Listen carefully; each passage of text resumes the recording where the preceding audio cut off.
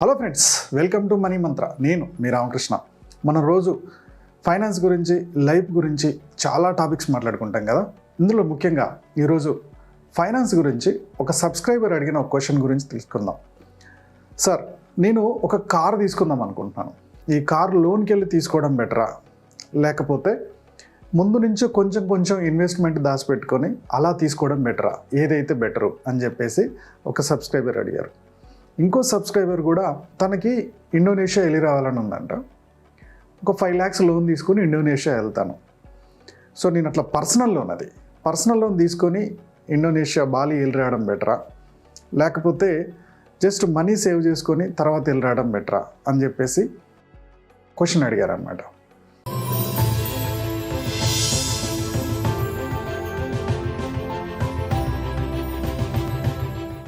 Boss, ఎప్పుడు కూడా loans నేను 2 రకాలుగా డివైడ్ చేస్తాను: గుడ్ లోన్, బ్యాడ్ లోన్. మీరు ఒక ప్రాపర్టీని కొనడానికి లోన్ తీసుకున్నారు. ఆ loan rate of interest just 8%, 9% లోపు ఉందనుకోండి, చాలా తక్కువ రేట్ ఆఫ్ ఇంట్రెస్ట్. మీరు కడుతున్న ఈఎంఐ కన్నా కూడా ఒక 10 సంవత్సరాలు 20 సంవత్సరాల తర్వాత మీ ప్రాపర్టీ వాల్యూ పెరుగుతుంది. ఇది గుడ్ లోన్. మీ పిల్లోడి ఎడ్యుకేషన్ కోసం ఒక లోన్ తీసుకున్నారు. చదువు ఖర్చు పెట్టడం అనేది చాలా ఇంపార్టెంట్. ఆ లోను రేట్ ఆఫ్ ఇంట్రెస్ట్ దాదాపుగా 9 to 11%, 12% దాకా ఉంటుంది. ఫిర్బీ ఈ లోన్ తీసుకొని పలానా ఇన్స్టిట్యూట్లో చదవడం వల్ల వాళ్ళ లైఫ్ బాగుంటుంది, మంచి ఉద్యోగం వస్తుంది కాబట్టి వితిన్ 2-3 yearsలో దాన్ని రీపే చేయగలుగుతాడు. ఆ లోన్ గుడ్ లోన్. మీరు కార్ తీసుకుంటున్నారు. ఈ కార్ని ఏదో జూమ్ కార్ వాళ్ళకి ఇచ్చేస్తున్నారు, ఒక్కరోజు మాత్రం మీ దగ్గర ఉంచుకొని. సో ఆ కార్ ఈఎంఐ ఈ జూమ్ కార్ల మీద ఏదైతే పెట్టారో దాని ద్వారా వచ్చే ఇన్కమ్తో సరిపోతుంది, లేదా ఒక రెంట్కి ఇచ్చేసారు, దాని ద్వారా వచ్చే ఇన్కమ్తో సరిపోతుంది అంటే ఆ లోన్ గుడ్ లోన్. ఇలా కాకుండా పెళ్లి కోసం పర్సనల్ లోన్ తీసుకుంటున్నారు, ఫారెన్ ట్రిప్కో లేకపోతే ఇండియా ట్రిప్కో పర్సనల్ లోన్ తీసుకుంటున్నారు. పర్సనల్ లోన్ తీసుకొని ఇంట్లో ఏ వస్తువులు కొనేస్తున్నారు. ఒక చిన్న లాజిక్ ఆలోచిద్దాం బాస్. మీరు ఒక 5 లక్షలు తీసుకొని ఎక్కడో ఫారెన్ ట్రిప్కి వెళ్ళొచ్చారు, తప్పలేదు, ఓకే. సో ఒక 5 లక్షలు తీసుకుంటే నెలకి ఒక rate of interest personal loan కింద వస్తుంది కాబట్టి అది ఒక 16% అనుకుందాం. నెలకు ఒక 10,400 రూపాయలు, 10,300 రూపాయలు ఈఎంఐ పడుతుంది, అవునా? సో నెల 10,000 మీరు కట్టగలుగుతున్నారు. యావరేజ్గా 5 lakhs తీసుకుంటే 6,22,000 ఎక్స్ట్రా 1,22,000 వాళ్ళకి ఇంట్రెస్ట్ కట్టాలా. 5 సంవత్సరాలు కట్టాలి. నేను 5 సంవత్సరాలకి 10 yearకి చెప్పా, 60 monthsకి చెప్పా. 5 సంవత్సరాలు కట్టాలా, ఓకే. ఇదే మీరు ఫారెన్ ట్రిప్కి వెళ్ళాలని మీ మనసులో ఎప్పటి నుంచో ఉంది, ఒక ట్రిప్కైనా వెళ్ళి రావాలని. ఇదే 10,000 కాదు 8,000 మీరు సేవ్ చేసుకుంటా వస్తే 6,50,000 పోగవుతుంది ఈ 5 సంవత్సరాల్లోనే. దాంతో ఎక్కడ లోన్ లేకుండా మీరు వెళ్ళి రావచ్చు కదా. సో ఇలా మనం ఎక్స్ట్రా పేమెంట్ ఎందుకు కట్టాలి అసలు? మనం కరెక్ట్గా ప్లాన్ చేసుకుంటే ఆ ఇబ్బంది రాదు కదా. సడన్గా అనుకోకుండా ఏదో ఇబ్బంది వచ్చింది, అది ఓకే. ఇది ఒక్కటి కాకుండా బయట అప్పులు తీసుకొస్తూ ఉంటాం, 3 రూపాయలు వడ్డీ. క్రెడిట్ కార్డు వాళ్ళది కూడా 36% నుంచి 40% దాకా ఉంటుంది rate of interest. Credit card swipe చేస్తారు, మినిమం డ్యూ కడతారు. ఆ మిగిలిన అమౌంట్కి 3 రూపాయలు వడ్డీ వేస్తూ ఉంటాడు, వడ్డీకి వడ్డీ వేస్తూ ఉంటాడు. ఇది ఇలానే పేరుకుపోతూ ఉంటుంది. మరి ఎప్పుడు బయటపడతాం మనం? అంతే కదా, డెప్ట్ ట్రాప్లో ఇరుక్కున్నట్టే కదా. అందుకని కొంచెం ప్లాన్ చేసుకొని దేనికి లోన్ తీసుకోవాలి, దేనికి లోన్ తీసుకోవద్దు, అర్జెంట్ ఏముంది, అర్జెంట్ లేనిది ఏముంది, ఆ 10,000 లోన్కి కట్టేది ఏదో, ఈ 10,000 ఇన్వెస్ట్ చేసుకుంటే ఆ వచ్చిన లంసంతో నేను కొనుక్కోవచ్చు కదా. నా ఆలోచన ఎందుకు రావట్లేదు? ఒక్కసారి అది ఆలోచించాలి కదా. సరే, నేను లోన్ క్యాలిక్యులేషన్స్ చాలా సింపుల్గా మీకు అర్థమయ్యేటట్టు ఒకసారి స్క్రీన్ షేర్ చేస్తాను, చూడండి. సో ఈఎంఐ క్యాలిక్యులేటర్ తీసుకుందాం, గూగుల్లో మీరు కూడా తీసుకోవచ్చు. ఇక్కడ పర్సనల్ లోన్ సెక్షన్కి వచ్చేసాను నేను, ఓకే. పర్సనల్ లోన్ ఎంత అమౌంట్ అనుకుంటున్నాం? 5 lakhs అనుకుంటున్నాం, okay. So 5 lakhs personal loan. 5 lakhs personal loan తీసుకున్నాం. రేట్ ఆఫ్ ఇంట్రెస్ట్ ఎంత? 16% అనుకుందాం. మీది సిబిల్ బాగుంది, 16% వచ్చింది అనుకుందాం. టెన్యూర్ ఎంత? 5 years అనుకుందాం, ఓకే. సో 5 years కనుక పర్సనల్ లోన్ తీసుకుంటే ఈఎంఐ ఎంత పడుతుంది? నెల 12,159 రూపీస్ పడుతుంది ఈఎంఐ. ఎక్స్ట్రా ఇంట్రెస్ట్ ఎంత కడుతున్నారు? మీరు తీసుకున్న 5 లక్షలకి 2,29,000 కడుతున్నారు. ఈ 2,29,000 ఎవరు తింటున్నట్టు? ఎవరి డబ్బు అది? మన డబ్బు. ఎవరు తింటున్నారు? బ్యాంకు వాళ్ళు తింటున్నారు. ఇండియాలో లోన్స్ అనేది చాలా ఈజీ ప్రాసెస్ బాస్, చాలా అవైలబుల్ ఉంటుంది. మనం ఏ తీసుకోవాలన్నా లోన్లోకి వెళ్ళిపోతాం. ఈఎంఐయే కదా, తొందరగా అయిపోద్ది కదా అని చూస్తాం. రేట్ ఆఫ్ ఇంట్రెస్ట్ చూసుకోం, ఎంత ఎక్స్ట్రా కడుతున్నామో తెలియదు.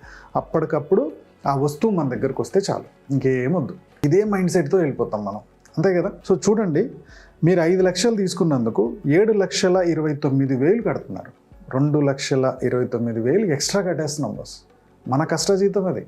లేదు, ఈ 5 సంవత్సరాల్లో మీరు ఆ పర్సనల్ లోన్ ఎందుకు తీసుకున్నారు? ఎగ్జాంపుల్కి మీరు ఒక ట్రిప్కి వెళ్దాం అనుకుంటున్నారు, లేదా ఏదో పనికిరాని వస్తువులన్నీ ఇంట్లో, ఆ సోఫా సెట్లని అవన్నీ ఇవన్నీ ఏవో కొనేస్తున్నారు. వస్తున్నాయి కదా అని తీసేసుకున్నారు, ఓకేనా. దాన్ని ఏ పనికి వచ్చే దాని మీద పెట్టలేదు. Enjoyment, entertainment. ఇన్ని రోజుల నుంచి మనం బయటికి పోలేదని ఒక పని మీద ఖర్చు పెట్టారు. మీరు గమనించండి, ఆ పని కరెక్టా కాదో మీరే ఆలోచించుకోండి. ఒకవేళ మీరు ఫారెన్ ట్రిప్కి వెళ్ళడానికే ఖర్చు పెట్టారు అనుకుందాం, ఓకేనా. ఈ ఫారెన్ ట్రిప్కి వెళ్ళడానికి మీరు పెట్టిన ఖర్చు ఇప్పుడు లెక్కేద్దాం. ముందు నుంచే సేవ్ చేసుకుంటే ఏమవుతుంది? ఎగ్జాంపుల్కి ఈ రోజు నుంచి మీరు ఒక 5 సంవత్సరాల తర్వాత ఫారెన్ ట్రిప్కి 2029లో ఫారెన్ ట్రిప్కి వెళ్దాం అనుకుంటున్నారు, ఓకే. 5 లక్షలు కావాలా మీకు? ఇప్పుడు నేను ఎస్ఐపి క్యాలిక్యులేటర్లోకి వెళ్తున్నాను. పక్కన ఎస్ఐపి క్యాలిక్యులేటర్ ఉంది, ఓకే. సో ఎస్ఐపి క్యాలిక్యులేటర్లో మీకు 5 లక్షలు కావాలి కదా. సో నెలకి అక్కడ ఎంత? 12,159. సరే, రౌండ్ ఫిగర్ 12 వేసుకుందాం. 12,000 కట్టాల్సి వచ్చింది. ఇప్పుడు ఎస్ఐపి క్యాలిక్యులేటర్లో మనకు కావాల్సింది 5 లక్షలే. నేను 7,500 నెల ఇన్వెస్ట్ చేద్దాం అనుకుంటున్నాం ఈ రోజు నుంచే. 7,500. సో 12% రేట్ ఆఫ్ ఇంట్రెస్ట్ ఇచ్చేట్లో 5 years పెట్టామనుకుందాం. సో మీరు ఇన్వెస్ట్ చేసిన అమౌంట్ ఎంత? 4,50,000. మీకు వచ్చిన అమౌంట్ ఎంత? రేట్ ఆఫ్ ఇంట్రెస్ట్ 1,68,000 వచ్చింది. ఈ 1,68,000లో ఒక 10% ట్యాక్స్ పోయింది అనుకుందాం, అంటే 17,000 పోయింది. సరే, 18,000 వేసుకుందాం, 6 lakhs వచ్చింది. 5 years తర్వాత ఈ 5 లక్షల్లో వచ్చేది కాస్త, ఈ 5 లక్షలు అయ్యే ఖర్చు కాస్త 5 సంవత్సరాల తర్వాత ఇన్ఫ్లేషన్ పెరిగి 6 లక్షలు అయ్యిద్దే అనుకుందాం ఫారెన్ ట్రిప్కి వెళ్ళడానికి, ఓకే. 6 లక్షలు మీకు వచ్చేసింది కదా. ఇక్కడ ఎంత సేవ్ చేశారు? ఫస్ట్ ఆఫ్ ఆల్ బ్యాంకుకి కట్టాల్సిన 2,29,000 సేవ్ చేసాం, స్టెప్ 1. ఆ ఎక్స్ట్రా కట్టిన ఇంట్రెస్ట్ అమౌంట్ ఇక్కడ సేవ్ అయిపోయింది, ఫస్ట్ 1. రెండోది, మనం నెల ఎంత ఇన్వెస్ట్ చేసాం? ఇక్కడ 7,500, అంతే కదా. సో క్యాలిక్యులేటర్ ఓపెన్ చేస్తున్నాను. ఎంత? 7,500 ఇన్వెస్ట్ చేసాం. 12,000 నుంచి 7,500 తీసేద్దాం, అంతే. ఇంకా ఎంత మిగులుతుంది? 4,500. మనం బ్యాంకు కట్టే అమౌంట్ 4,500 పర్ మంత్ మిగిలినట్టే, ఇంటూ 60 నెలలు. 5 years కదా మనం పెట్టింది, 60 నెలలు, ఓకే. సో 2,70,000 మనం సేవ్ చేసాం. మనం ముందే ప్లాన్ చేసుకోవడం వల్ల స్టెప్ 1 ఏమైంది? అమౌంట్ తక్కువే సేవ్ చేసాం. ఆ రోజుకు పెరిగిన ఖర్చులకు తగ్గట్టు ఖర్చు పెట్టేసాం. లోనుకు పోలేదు కాబట్టి మనం ఆ లోనుకు కట్టాల్సిన అమౌంట్ 4,500 ఉంది కదా ఎక్స్ట్రా. ఆ 4,500 మన దగ్గర ఇంకా మిగిలినట్టే. ఎంత మిగిలింది బాస్? నువ్వు లోన్కి వెళ్తే 2,29,000 ఎక్కువ కట్టాల్సి వచ్చింది. అదే నువ్వు ముందే ఇన్వెస్ట్ చేసుకుంటే 2,70,000 సేవ్ అవుతుంది. ఎట్ ద సేమ్ టైం నెల కట్టాల్సిన అమౌంట్ కూడా తగ్గింది. ఏది బెటరు? అప్పటికప్పుడు ఎమోషనల్ తోటి లోన్ తీసుకొని ముందుకెళ్ళడం బెటరా, ఇలా సేవ్ చేసుకొని ముందుకెళ్ళడం బెటరా? మీరే ఆలోచించండి. సరే సార్, ఈ 5 సంవత్సరాల్లో రేట్ ఆఫ్ ఇంట్రెస్ట్ తగ్గొచ్చు, పెరగవచ్చు అనుకుంటే రికరింగ్ డిపాజిట్లోకి వచ్చా. రికరింగ్ డిపాజిట్లో ఎంత? 8,500, ఓకే.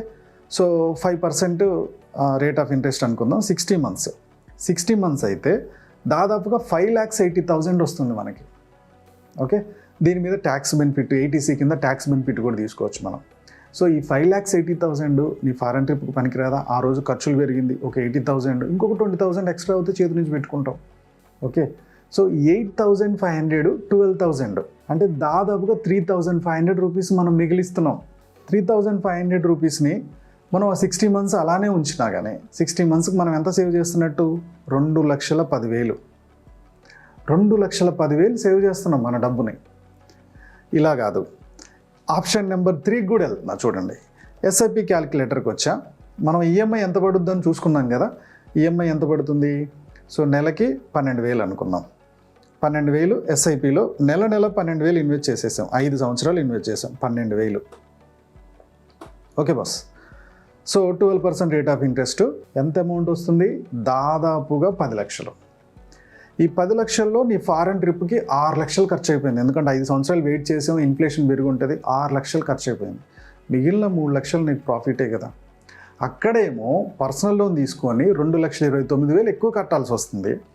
అదే అమౌంట్ ఇన్వెస్ట్ చేసుకొని 6 లక్షలు ఖర్చు పెట్టుకొని మిగిలిన 4 లక్షలు సేవ్ చేసుకునే ఛాన్స్ ఉంది. సరే, మీకు మ్యూచువల్ ఫండ్ మీద పెద్ద అవగాహన లేదు, రికరింగ్ డిపాజిటే చూద్దాం. నెలకి ఎంత? 12,000 రికరింగ్ డిపాజిట్ చేసాం, 12,000 చేసాం. మనకి 8,19,000, 8,20,000 వస్తుంది. ఈ 8,20,000లో 6 లక్షలు మనం ఫారెన్ ట్రిప్కి ఖర్చు పెట్టాం. మిగిలిన 2 లక్షలు మన చేతిలో ఉంటున్నాయి కదా బాస్. ఈ 2 లక్షల్ని వాడేవాడుకో కట్టి ఇవి మళ్ళీ శాలరీలో ఈ కట్టింగ్స్ పెట్టుకొని లేనిపోయిన అవస్థ పడే బదులు ఇమీడియట్ అవసరం లేనప్పుడు దాన్ని మనం సేవ్ చేసుకొని మనం ముందుకెళ్తే బెటర్ కదా. ఈవెన్ కార్ అయినా ఇలాంటి పనే చేసుకోవచ్చు. ఈ క్యాలిక్యులేషన్ చూసుకోండి. కారు 5 సంవత్సరాల తర్వాత కొందాం అనుకున్నప్పుడు ఇప్పటి నుంచి కారు కొంటే ఎంత ఈఎంఐ అవుతుందో చూడండి. సేమ్ ఆ ఈఎంఐ అమౌంట్ని మ్యూచువల్ ఫండ్లో చేయండి. ఆ వచ్చిన అమౌంట్లో 60%లో మీకు కారు వస్తుంది, 40% మీ చేతిలో ఉంటుంది. ఏ పనైనా సరే. ఓకే, ఇప్పుడు ఈఎంఐ ఎంత అవుతుందో చూడండి. ఈ ఈఎంఐని నేను నెల ఒక 5 సంవత్సరాలకు 3 సంవత్సరాలకు ఇన్వెస్ట్ చేసుకుంటే ఆ రోజు ఇన్ఫ్లేషన్ ప్రకారం వాటి ధరలు పెరుగుతాయి కదా. ఆ పెరిగిన వాటిని మీరు ఇన్వెస్ట్ చేసిన అమౌంట్లో 60%లో వచ్చేస్తుంది. మిగిలిన 40% మీ దగ్గర సేవింగ్స్ ఉంటాయి. ఎవ్వడికి ₹1 ఎక్స్ట్రా కట్టక్కర్లా. మీ డబ్బును మీరు ఎంజాయ్ చేస్తారు, అంతే కదా. ఇప్పుడు ఈ 12,000 వాడికి కట్టి 2,29,000 మనం లాస్ అవ్వడం కన్నా అదే డబ్బు సేవ్ చేసుకొని ఫుల్ అమౌంట్ పెట్టి ప్రోడక్ట్ కొనుక్కొని, ఓకే, ఎవడి మీద డిపెండ్ అవ్వకుండా ఇంకొక 4 లక్షలు మనం సేవ్ చేసుకుంటే బెటర్ కదా. అదేదో బ్యాంక్ అకౌంట్ని సేవ్ చేసే బదులు. ఒక్కసారి ఆలోచించండి. ఓకే, ఈఎంఐలో అన్నీ దొరుకుతున్నాయి కానీ తొందరపడి తీసుకోవద్దు. ఓకే ఫ్రెండ్స్, ఈ వీడియో మీకు నచ్చింది అనుకుంటున్నాను. నచ్చినట్టయితే లైక్ చేయండి. నచ్చితే ఏం నచ్చిందో కామెంట్ చేయండి. మీ కామెంట్ వల్ల యూట్యూబ్ వాళ్ళు మన వీడియోని కొద్దిగా ఎక్కువ మంది సబ్స్క్రైబర్స్ దగ్గరికి రీచ్ అవ్వడానికి హెల్ప్ చేస్తారు. దీనివల్ల కొత్త వాళ్ళు కూడా ఈ నాలెడ్జ్ తెలుసుకోవడానికి హెల్ప్ అవుతుంది. మన మిడిల్ క్లాస్కి మనం హెల్ప్ చేసుకోకపోతే ఇంకెవరు హెల్ప్ చేస్తారు. ఓకే ఫ్రెండ్స్, ఈ వీడియో నచ్చినట్టయితే లైక్ చేయండి, కామెంట్ చేయండి, షేర్ చేయండి. మా యూట్యూబ్ ఛానల్ చూస్తున్న మా వ్యూవర్స్, మా సబ్స్క్రైబర్స్ లైఫ్లో ఎప్పుడు కూడా గొప్పగా స్థిరపడాలని కోరుకోవడంలో మా మనీ మంత్రం ముందుంటుంది. Go self made.